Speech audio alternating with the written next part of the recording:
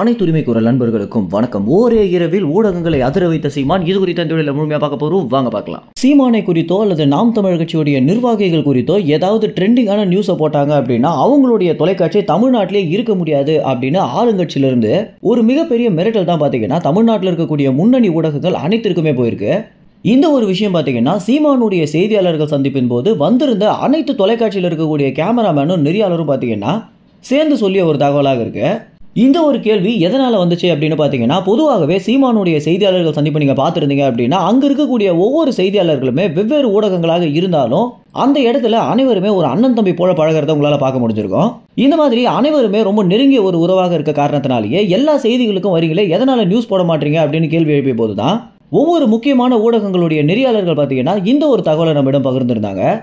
செய்தியாளர்கள் சந்திப்புக்கு நாங்க வந்து எடுக்கக்கூடிய ஒரு காணொலி கூட வெளியாகலையே அப்படின்னு கேட்டபோதுதான் இந்த மாதிரி ஒரு மிகப்பெரிய சிக்கல் தான் நம்மளுடைய தொலைக்காட்சிகளுக்கு போயிட்டு இருக்கு அப்படின்ற விஷயத்தை நேரடியாகவே எந்தெந்த ஊடகங்கள் அவங்களுடைய சேனல்ல பணிபுரியக்கூடிய ஒவ்வொரு நெறியாளர்கள் இடத்துலயுமே சொல்லியிருக்காங்க.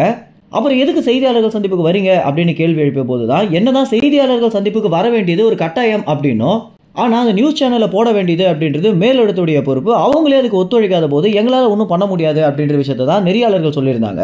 இது மட்டும் இல்லாம இந்த மிரட்டல் குறித்து ஏதாவது வீடியோ நீங்க வெளியிட்டீங்க அப்படின்னா அடுத்த நிமிஷமே உங்களுடைய சேனலுடைய யூடியூப் மானிட்டைசேஷனை கேன்சல் பண்றது மட்டும் இல்லாம அப்படி சேட்டலைட் சேனலாக இருந்தீங்க அப்படின்னா உங்களுடைய வருட சந்தாவையும் நாங்க கட் பண்ணுவோம் அப்படின்ற ஒரு விஷயத்தை தான் பாத்தீங்கன்னா ஆளுங்கட்சி அவங்களுக்கு மிரட்டல் கொடுத்திருக்காங்க.